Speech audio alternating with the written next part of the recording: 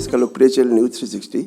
आज मैं मौजूद हूँ सिवान जिला के भाकपा माले कार्यालय में, जहाँ हमारी बातचीत जिला सचिव हंसनाथ राम जी से होने जा रही है।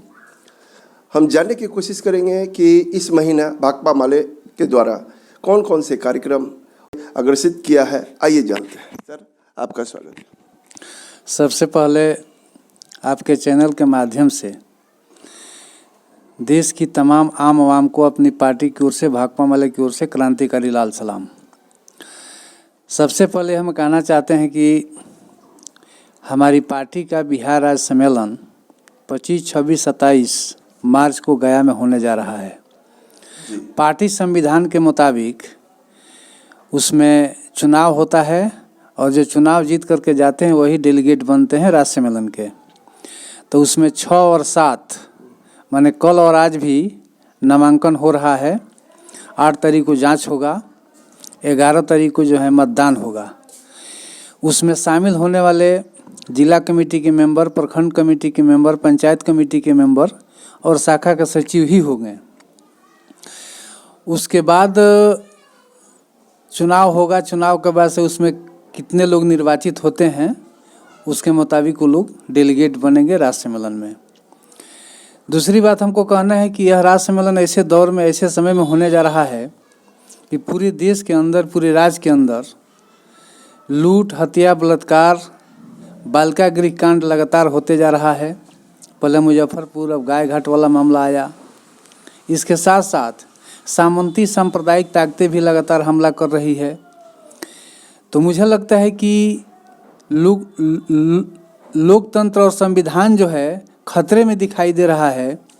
इन सब सवालों को लेकर के यह जो राज्य सम्मेलन हो रहा है, पूरे बिहार के जो प्रतिनिधि लोग जुटेंगे, कैसे इसको हल किया जाए, किस तरह से हल किया जाए, इस लोकतंत्र को कैसे बचाया जाए, संविधान को कैसे बचाया जाए, इस पर गहरा मंथन, विचार विमर्श होगा राज्य सम्मेलन में।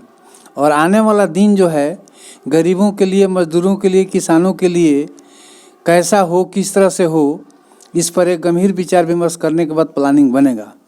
कोई भी बात अगर हम मीडिया में बोलते हैं या समाज में बोलते हैं या कहीं भी बोलते हैं, तो हमारी पार्टी की अपनी पहचान है, अपनी बात है कि बिना जांच पड़ताल किए, बिना हकीकत हम नहीं बोलेंगे। यहाँ जो हमारे पार्टी के लीडरशिप हैं, जो तगाड़ मैदान को लेकर के आंदोलन कर रहे हैं, तो एक तरफ एसडीओ साहब वार्ता किए कि ठीक हम दे देंगे और दूसरा तरफ उसमें केस कर दिए। तो कहने का मतलब यह है कि उसमें दर्शाए हैं कि बिना परमिशन के आप प्रदर्शन किए हैं। तो जब परमिशन मांगने के लिए जा रहे हैं तो आप परमिशन नहीं दे रहे हैं। और जब यदि अपनी आवाज़ को हम प्रदर्शन के माध्यम से, धरना के माध्यम से उठा रहे हैं तो आप केस कर रहे हैं। तो इस लोकतंत्र में तब हम क्या करें?